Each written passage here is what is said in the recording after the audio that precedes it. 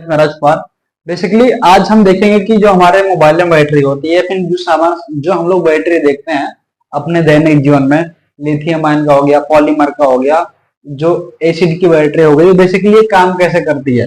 और ये देखेंगे कि हमारा जो बैटरी में प्लस और माइनस का सिंबल होता है, इसका एक्चुअल में मतलब क्या होता है, और हमारी बैटरी किस कंडीशन पे फुल चार्ज होती है, कब हमारा पूरी तरह से डिस्चार्ज हो जाती है। इन सब सारे टॉपिक को अच्छे से समझने की कोशिश करेंगे। तो हम स्टार्ट करते हैं वीडियो को। बेसिकली जो हमारी बैटरी होती है, जो अंदर का स्ट्रक्चर होता है, कुछ इस तरह से होता है। इसमें मैं पहले आपको बता दूं, जो हमारी बैटरी होती है उसमें दो टर्मिनल निकले होते हैं, एक को बोलते हैं पॉजिटिव, एक को बोलते हैं नेगेटिव। इसमें जो हमारा पॉजिटिव का मतलब होता है, उसका मतलब हमारा प्रोटॉन से होता है, और जो हमारा नेगेटिव का मतलब होता है वो इलेक्ट्रॉन होता है। बेसिकली जो हमारे हम लोगों ने अपने बुकों में पढ़ा होगा, परमाणु मतलब परमाणु के बारे में पढ़ा होगा, तो परमाणु में हमारे इलेक्ट्रॉन और प्रोटॉन होते हैं। तो बेसिकली जो हमारा यहाँ पे बैटरी होती है ना, जो हमारा प्लस का मतलब होता है वो प्रोटॉन से होता है, और जो हमारा नेगेटिव का मतलब होता है वो इलेक्ट्रॉन से मतलब होता है। ठीक है, तो बैटरी में जो हमारा प्लस है वो प्रोटॉन है, जो हमारा माइनस है वो इलेक्ट्रॉन है। ठीक है, तो बैटरी में हमारा बेसिकली दो ब्लॉक होते हैं। एक हम ऐसा समझे कि जो बैटरी होती है उसमें दो कंटेनर होते हैं, एक में हमारा प्लस वाला चार्ज इकट्ठा होता है, एक में हमारा माइनस वाला चार्ज इकट्ठा होता है। ठीक है, तो जब हमारी बैटरी देखो, जब हमारी बैटरी एक में हमारा पूरी तरह से प्रोटॉन इकट्ठा है और दूसरे साइड में हमारा पूरी तरह से इलेक्ट्रॉन इकट्ठा है, तो इस कंडीशन में हमारा जो बैटरी है वो फुल्ली चार्ज होती है।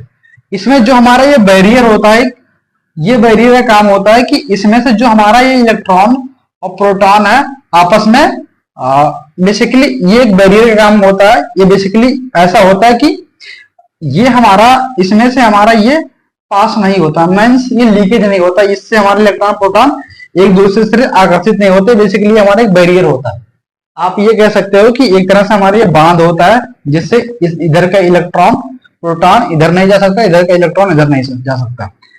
ये हमारा बेसिकली कंटेनर होता है। ठीक है, तो जब हमारा इस कंटेनर में पूरा इलेक्ट्रॉन इकट्ठा होता है और इस कंटेनर में पूरा प्रोटॉन इकट्ठा होता है, तो उस दौरान में हमारी जो बैटरी होती है फुल चार्ज होती है। ठीक है, आपको समझ में आ चुका होगा। जब हमारा इसमें एक कंटेनर में पूरा इलेक्ट्रॉन प्रोटॉन इकट्ठा है और दूसरे में पूरा इलेक्ट्रॉन इकट्ठा है, तो उस दौरान में हमारी पूरी बैटरी फुल चार्ज होती है। ठीक है, फुल इस दौरान हमारी जो बैटरी होती है फुल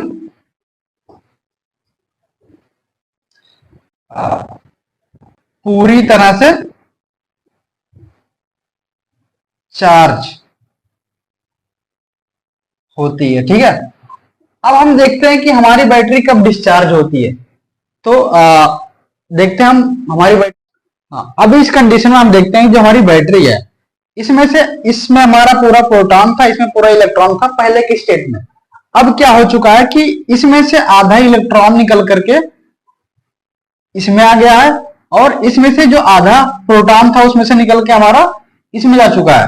तो इस कंडीशन में हम ये कह सकते हैं कि हमारा जो बैटरी है वो पूरी तरह से डिस्चार्ज है। मतलब इसमें हम कह सकते हैं कि इस कंटेनर में जितना इलेक्ट्रॉन है, जितना इसमें मतलब जितना हमारा पॉजिटिव का संख्या है, उतना हमारा इसमें निगेटिव का भी संख्या, दोनों इक्वल है। इस कंटेनर में भी वही है कि जितना इसमें हमारा प्रोटॉन की संख्या है उतना भी हमारा इसमें इलेक्ट्रॉन की संख्या है।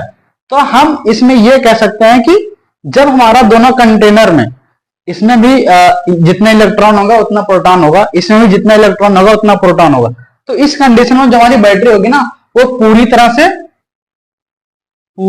से डिस्चार्ज होगी। चार्ज इस कंडीशन हमारी पूरी तरह से बैटरी डिस्चार्ज होगी। जो हमारा ये जो प्रोटॉन हमारा इसमें से इसमें जाएगा, किसी मीडियम से होकर जाएगा। यानी कि जब हम इसमें कुछ उपकरण जुड़ेंगे, मान के चलो हम कुछ इसमें रेजिस्टेंस ऐड करते हैं, तो जो हमारा इलेक्ट्रॉन होता है, ठीक है, इसमें से निकलता है और इस साइड में चला जाता है। इस साइड से जो हमारा इलेक्ट्रॉन होता है यहां से उठ करके इसमें चला जाता है, फिर यहां से जो प्रोटॉन होता है उठ के इस साइड में चला जाता है। तो इस तरह से हमारा बैटरी फुल चार्ज होता है, फुल डिस्चार्ज होता है। अब हमारे अब हमको दोबारा से पहले जैसे स्टेज में करना होगा, तो हम जो इस बैटरी की वोल्टेज होगी, मान के चलते हमारी बैटरी का जो वोल्टेज होगा वो 3.7 वोल्टेज होगा। इस बैटरी का जो इस बैटरी की वोल्टेज होगी 3.7 वोल्टेज होगी। अगर हमको दोबारा चार्ज करना पड़ेगा इस बैटरी को, तो हमको 3.7 वोल्टेज से ज्यादा वोल्टेज की जरूरत होगी, तभी हम इस बैटरी को दोबारा चार्ज कर पाएंगे। मान के चलो हमारी जो बैटरी होती है 3.7 वोल्टेज की होती है, तो हम इस पे 5 वोल्टेज से जब 5 वोल्टेज की सप्लाई इसमें ऐड करेंगे तो हमारी बैटरी दोबारा से डिस्चार्ज हो जाएगी। मीन्स जो हमारा चार्जर का प्लस वाला पॉइंट होगा, इस पॉइंट को हम पॉजिटिव वाले के साथ ऐड करेंगे, और ये जो हमारा नेगेटिव वाला पॉइंट होगा इसको हम जब नेगेटिव से जोड़ेंगे तो इसमें से जो हमारा प्रोटॉन होगा ये इधर चला जाएगा, और इस साइड का जो हमारा इलेक्ट्रॉन होगा ये इसमें चला जाएगा। तो इसमें से दोबारा हमारा पॉजिटिव आ जाएगा, ठीक है, और इसमें से दोबारा हमारा पॉजिटिव चला जाएगा, और इस वाले केस में हमारा दोबारा से जितना इलेक्ट्रॉन था उतना इलेक्ट्रॉन हो जाएगा, जिससे हमारी बैटरी पूरी तरह से डिस्चार्ज हो जाएगी दोबारा से। अब हमारी बैटरी पूरी तरह से चार्ज हो चुकी है। तो thank you for watching this video. शायद ये वीडियो आप लोगों को समझ में आ चुका होगा।